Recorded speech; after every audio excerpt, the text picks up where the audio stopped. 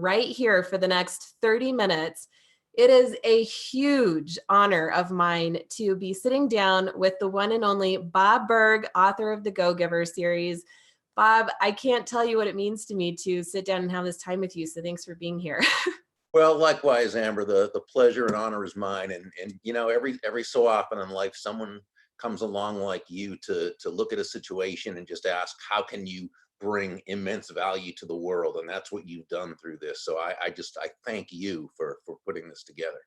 Oh, it means so much. So it was actually my personal mentor, Ken Andrucco. He was one of the people that introduced me to you. And when we first started working together, he said, Amber, you are such a giver. All you do all day long is you give, give, give. But what I've observed in you is you have a hard time receiving. So I want you to read The Go-Giver.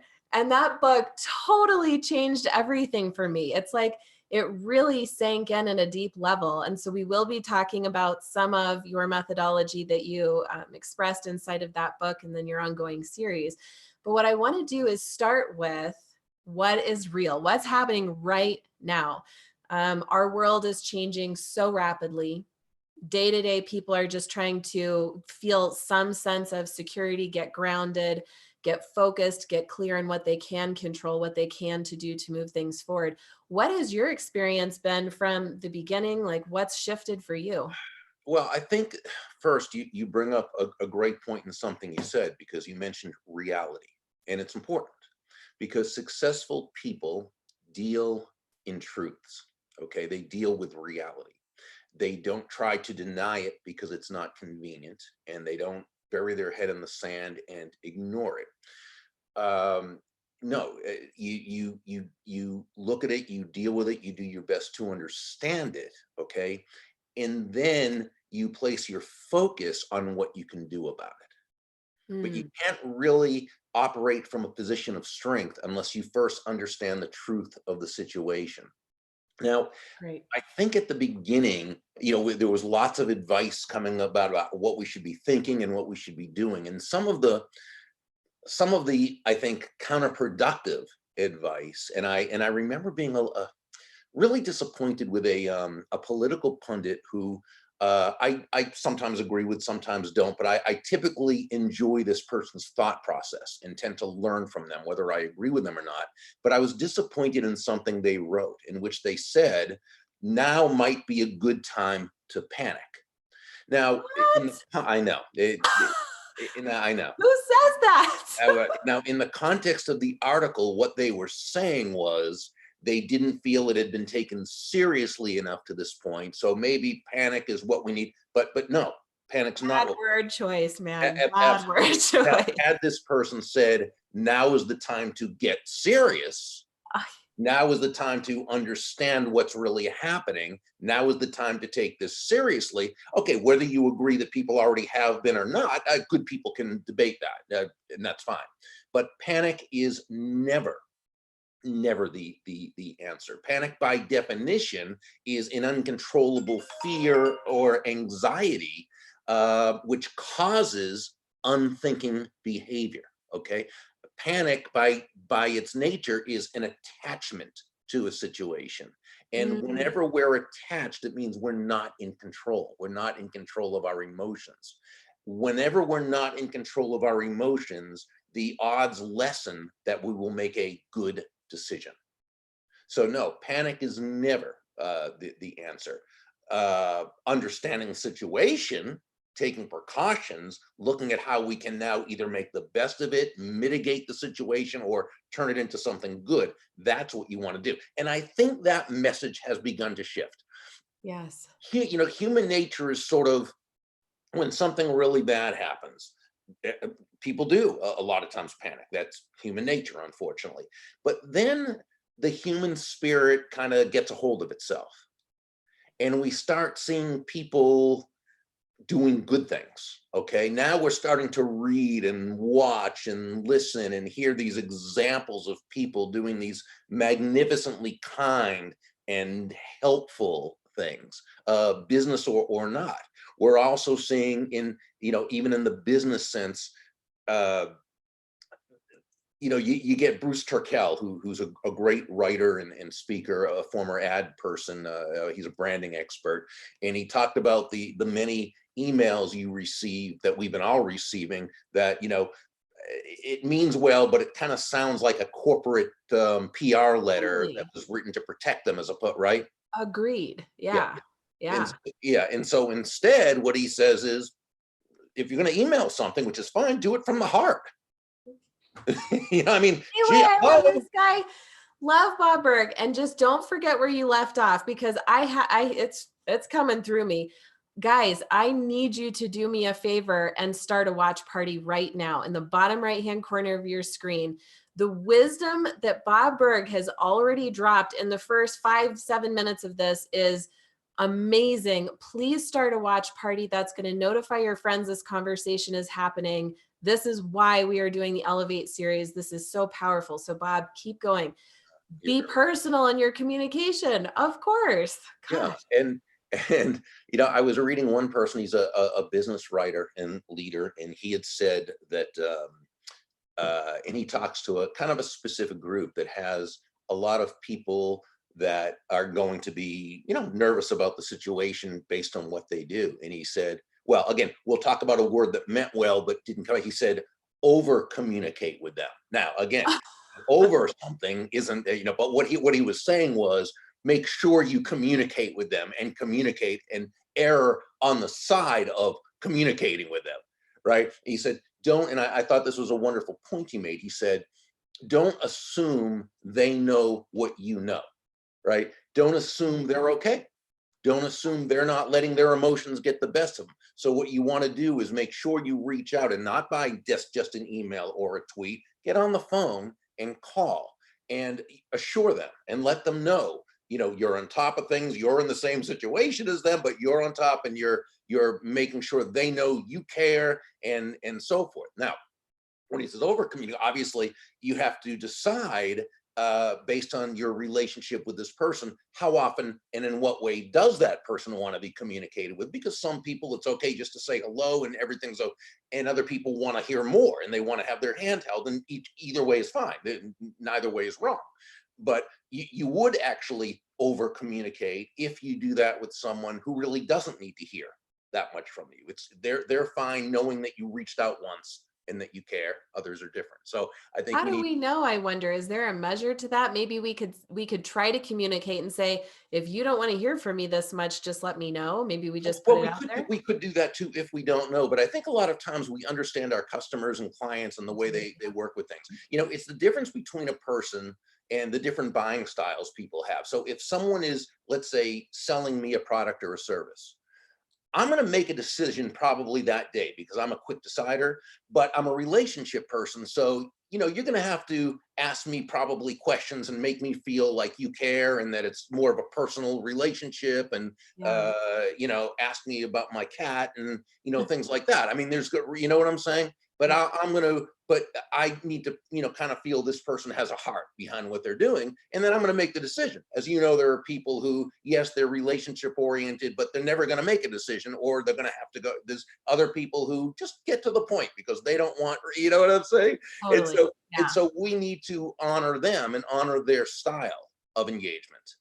And I Um, think part of it too, Bob, is just being really hyper present in this yeah. moment. Because Oh, when we are really present, that's when we're most in tune with other people and their energy and how they're responding to us. But hmm. when we are very self serving and we're all up in our mind about me and my sales and my situation and my cash flow or my family and my experience, that's not serving anybody, not even yourself. So be present, Exactly. stay focused on service and reading the people in front of you. Okay, Yeah. this is great. Uh, Great. when you have a team that you're doing now, your team meetings through, this medium, right, through Zoom or through however you're doing it, and this is not my original thought. I read this on a tweet, but it was anonymous. I don't know who the person was who actually said it, but they talked about a person who, when they lead their meetings, uh, they they don't just start out with business, but they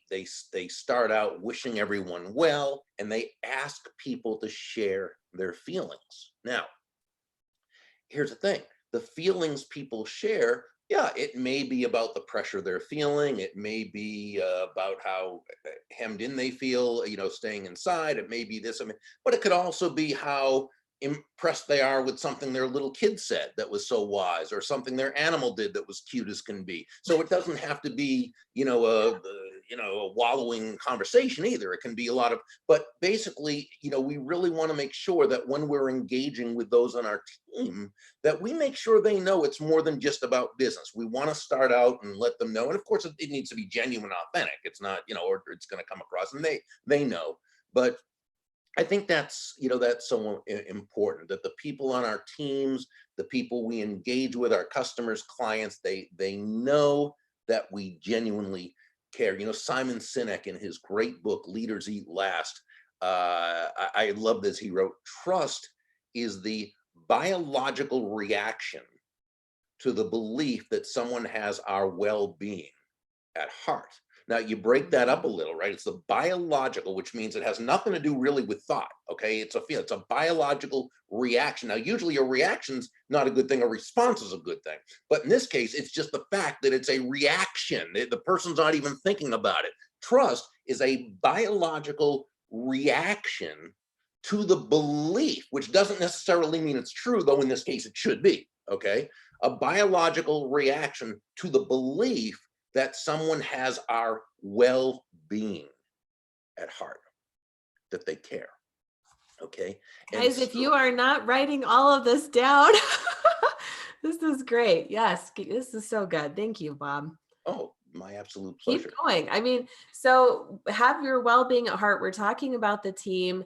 We're talking about our client base. I mean, this obviously extends out to neighbors, to family, to friends. Well, let's talk about that, because I think, Amber, this is so very important, because we know that there are people who, especially the elderly, and they may live alone and not have someone there, and they miss their children and their grandchildren. And just to call them and let them know you're thinking of them, they're your neighbor, but they don't even know you that well, but you kind of know them, and you call them just to make sure they're okay, and let them know if they need, you to pick up something when you go shopping, or if you need them to cook you, if they need you to cook them a meal, and even just to drop it outside. I mean, these are things we've all heard about this, and we know plenty of people are doing this. That's fine, and that's an awesome idea. You can take it a step further. My friend Belinda Prime had talked about, in her neighborhood, they have they put a green colored sign in their windows if everything's okay, and a red one if they need help, if they need someone to pick something up for Oh, them, if they need something dropped off, so everybody knows if they see the red sign to call and just make sure they're okay. So these are the things that we can do to really bring value to people in a really significant way, that again, they may not need us, but they appreciate just knowing that they care. One of the things we say is that um, if you go looking for the best in people, because we know there's people who do lousy things during something like this too, but that's humanity. It's a big world out there, but let's focus on who's doing the really nice things, the really great things. And it's where we put our focus. And if you look for the best in people, you will be amazed at the talent and ingenuity and empathy and kindness in people. And I think a lot of people are proving this, from Ray Dalio, the billionaire founder of the Bridgewater hedge fund, the largest hedge fund in the world, who's donating $2 billion to underwrite the salaries of healthcare workers. And applause for the healthcare workers who are doing that, and for someone like Ray Dalio, who will do that, to the big companies who are retooling in order to provide masks, in order to manufacture medications, in order to to do those things. And all the people who are finding ways. Now, a couple other things that people have put together to do, and I think these are great ideas, is put together a resource of people in your sphere of influence who have talents that might be needed or used by people, and assuming you have their permission to, to list them, send out an email individually to people who may need these things, and just let them know that you can make a connection for them. There's another thing. What if you have a uh, can you put something together, and it could be, by the way, for your prospects, customers, or clients, team members, it could be for neighbors, it could be for anyone, but do you know someone who, let's say, has a talent, such as a magician, who would come on and do 30 minutes on a Zoom call just to entertain everybody and give the kids something to watch that's fun, let the parents kind of go off for a while, or even join and be there too. uh, we're going to be putting together a thing where one of the we have an educator from a professional educator from Indiana, in the States, Randy Stelter, who actually wrote the teacher's guide version of the Go Giver. He and one of my certified speakers, Shannon Farabee, who has homeschooled for years, they're going to be putting together a series of programs for people who want their kids and families to learn the laws from the Go Giver. And they don't have to have Oh read my the book. gosh, There's no that's charge so for it. awesome. Yeah, and they're gonna, and that's that. I mean, I've got the easy part. All I'm doing is putting it together and introducing them. They're going to be doing it. They're dedicating their time to do it. And again, so it's just to do these things as however we can. Well, just like you're doing. I mean, you're the shining embodiment of doing something like this. Look what you've put together. And so it really shows that there's a lot of good people out there. And now, and if I can bring up one other thing, you know, again, and we want to stay as positive as we can. We want to improve ourselves during this period of time. We want to look at how we can bring value both to our clients and to others, and so forth. But it's also important to, again, understand it's very easy to get down about some of these things. This has hit everybody. At some, with some it's hit obviously worse than others, and there are emergency situations, and we need to, and others it's just very, very, very inconvenient. Regardless, we've got to be able to keep that positivity up, because it doesn't necessarily happen by itself. It's very easy to get dragged down into a really depressed feeling, and we're all susceptible to that. Right now, I know what I'm doing is I've been reading. I don't know if you're familiar with Michael Singer, who has a couple of unbelievable. Yeah, I am. Yeah. Okay. So I'm going back through the Surrender Experiment and The video series. Have you seen Untethered the video Soul. Huh? series? Have you Huh? seen the video series of My the business Surrender? partner Kathy has it, and she bought a thing for me too, so I can. Oh my gosh, I know it she is swears by it. She says it's the best thing she's ever brilliant. seen. Yeah, It and is. so yeah, so these are all things we can be doing to keep ourselves up, plus have friends that we can reach out to and keep each other up. So all these things, again, it doesn't mean the situation's not lousy. Again, we want to deal in truths. We understand truths, but we don't have to let the truths define us. Okay, we can still take those truths and utilize them in order to advance the world for ourselves, and of course for everyone else, to, as we like to say, nudge the world forward. 100%, Bob. And some of the things that I've been personally doing, because by nature, anybody who knows me will say I'm a very energetic, Mhm. positive, happy person. I wasn't always that way. Okay. In my teenage years, I was a very different person. But it's just like it's like a muscle to be exercised. And now I've conditioned myself to live in a higher place, in a higher state. But yeah, just like you said, everybody is susceptible to that. And I've had moments of um, just not knowing what to do, uncertainty, just really wanting to make the right decisions right now, Mhm. really wanting to be of service, which is doubly as exhausting because, even if I weren't doing so much, it would still be a level of exhausting because all that we're processing Exactly. every single day we're processing. So when you're out giving, it can be even, more challenging to keep your energy and positivity up. So what I do is number one, I focus on making sure I'm getting rest. The past 2 days I've been in facilitation mode for 2 days with 50 authors running my own. It was supposed to be an in-person event, then it went virtual. Mhm. And we had like this little tiny lunch break. And during that lunch break, I went straight into my bedroom. I shut the blinds and I took a power nap for Yeah. 15 minutes. Good I've been idea. getting 8 to 9 hours of sleep every night just to keep that energy level up. When Very I'm good. done with work for the day, I go outside and I sit in the sun for almost an hour and I just listen to the birds chirping. I'm getting, fresh oxygen in my lungs. And it's those types of things that I think will really help everybody during Hmm. this time. Yeah. I just want to remind the viewers that in exchange for our time and value here today, we are encouraging you to donate to COVID and economic relief organizations. My team will post links in the comments below to some organizations that you can reach out and give support to.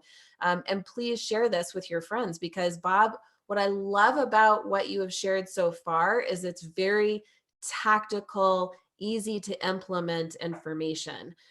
Send a message to a loved one letting them know that you're here, or things that you can do to talk with your team, let them open up with their feelings. Can you think of anything else that has happened inside of your organization? Any specific shifts that you've made in your marketing, or in your sales process, or just internally with your team and operations? How has this impacted what you're doing? Well, we're looking now at, because I'm not speaking as much on the road as I used to. I'm getting older now. I'm 62, so I'm not wanting to travel as much as I used to anyway. So the last couple of years, I've limited my out of state conference speaking to no more than 20 a year.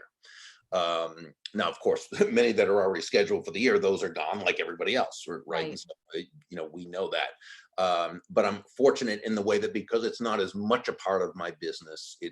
it's not as. Now we have a team of certified go-giver speakers who have the rights to to license my material, and we teach them how to. And so our goal, our focus, my business partner Kathy Tagenel and we are really focusing on helping them to now retool their businesses a little bit, because we know a lot more is going to, at least for the time being, be online and so forth, and really sharing with them how they can do a lot of these same things, provide value to the people they're working with. And we've got just such a team of very successful people already that, it's a little easier, I think, for them to kind of call that audible, if you will, and do some of these things. Um, but that's sort of Kathy's and my fiduciary, if you will, to make sure that they're taking care of, that we're working with them, and of course the what they're bringing back to us and what they're sharing with everybody else on the team is just it's mind blowing. It's they're such wonderful ideas. So yeah, so that's pretty much with what we also have, the doing public programs in Florida, because again, I like to stay closer to home now, and those have been right down. So same thing with that. So once once this gets passed, then we'll start, little by little, looking at, okay, where do we go from here? Is it time now to start promoting this? We know that even after this thing's over and we're kind of okay to go back out again, it's sort of like a punch in the gut. You still kind of reel from it a little bit, and you got to see how long it's going to take for the world collectively to get back to being back to business, if you will. So again, there's things we don't know that we're going to be learning as we go along, and I try to listen as much as I can, and and try to listen to those mostly who I think their thought processes are good, because people are going to disagree on Totally. what the answer is. So you got to take it from, you got to look at all sides of it, and you got to then kind of decide, where do you want to go with that. Sure. I know we're winding down to our 5 minutes. I wish I could spend like 2 weeks with you at least. Oh, thank you. Likewise. One thing, one thing I want to ask you though is that I know for my community, the NGNG, No Guts, No Glory community, I love I the all. attract in. Thank you. I love it too. I attract in a lot of authors, speakers, and coaches.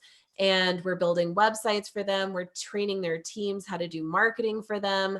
I do bestseller book launches, and the people that I attract in are a lot like me. They are givers. They want to help the world. They're leaders.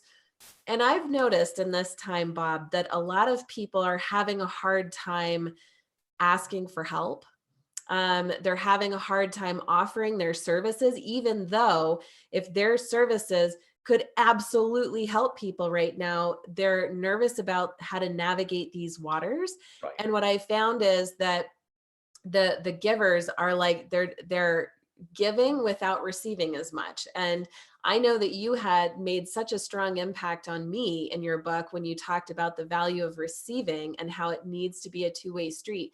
Can you explore that a little bit more? Like in this time, Yeah. how do we be open to receiving, asking for help, putting our stuff out there and getting that equal exchange to keep us going? Can you speak to anything about that? Yeah, because law number 5 in the Go Giver is the law of receptivity, which says the Yes. key to effective giving is to stay open to receiving. And the Mhm. messages from the world around us that we receive, often from the time we're born through growing up, the people around us, certainly the media, the work, movies, everything, is one of real lack and so forth. The money is bad, and if you made a lot of money, you did it on the backs of others, and you had to. Well, it's a big world. There's lots of people, but by and large, that's really not how it works. Especially the more free market an economy is, where no one's forced to buy from you, the only way you can make a lot of money is to provide a lot of value to a whole lot of people. Okay. But that's not the message we receive. And because of that, it really gets into the unconscious. And you teach these things, the unconscious is much stronger than the conscious. I And, know. and so it makes people think that giving and receiving are opposite concepts, but they're not. They're two sides of the very same coin, just like breathing out and breathing in. You remember that part of the story where I love Pindaris, that. right? That analogy was so powerful for me. That was John David Mann, my co-author. He's the most brilliant guy. I'm a how-to. I'm step by step, step one, step two, step three. John's a magnificent storyteller. And he came up with that. He said, "What do you think of this idea?" Yeah, you know. It was brilliant. But, but yes, and so especially at a time like this now, right? It's, oh well, I can't really ask for anything because then I can't, right? Or, oh, if I receive, isn't that evil at a time? No, of course not. But I think what we also have to do is we've got to take every situation in context. Okay. I think we've got to look at the specific, like you said, if you have something that someone desperately needs, well, first of all, and I'm not talking about something you could easily give to, I'm saying in the business context, something someone needs, wants, and desires. Well, because there is a pandemic going on doesn't mean that need, want, and desire is less. Okay. And so, sure, of course, you be there, you help that person. Money is simply an echo of value. Right. And so we want to look at it. So if we're providing something of great value, but there's also times right now that you pull back on that because it's not as appropriate in a certain markup. David Nagel was talking about that. David has some, great information he shares. And he was saying it, depending upon what you do, if you're in a either non-essential or sometimes it's not the proper time and place, but also sometimes it is. And so I think, again, that's where we've got to just kind of say, okay, where are we? What's the context of this? Mm. And allow yourself to receive. Not only is there nothing wrong with it, there's everything right with it. When you've provided value to others, you've earned the right, not the entitlement, the right to receive. Oh. Bob, you are such an incredible human. I mean, one of the top of the tops. And I'm not just trying to puff you up. You just I really love get it, man. You really get it. And I am so grateful for you.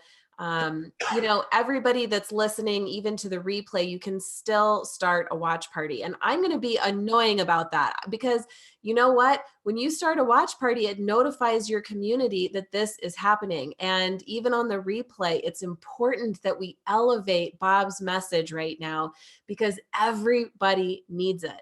So I just want to, Bob, thank you. I want to thank all of the viewers, and we have so many more amazing interviews lined up throughout the rest of this week. We have Dr. Sean Pastuch and Ken Andruko later today it. at 3:30 Eastern. We have several lined up for the next few days, some of my favorite people on the planet. And so definitely want to make sure that you're liking the NGNG Facebook page just to get notified when these are coming up. And you can always look back and watch the replays. I am nothing but fulfilled and grateful. So thank you. What a beautiful way to start my day, Bob. I appreciate Thank you you. so much. Likewise, Amber. Thank you. I appreciate you. All right, guys, we'll see you later today.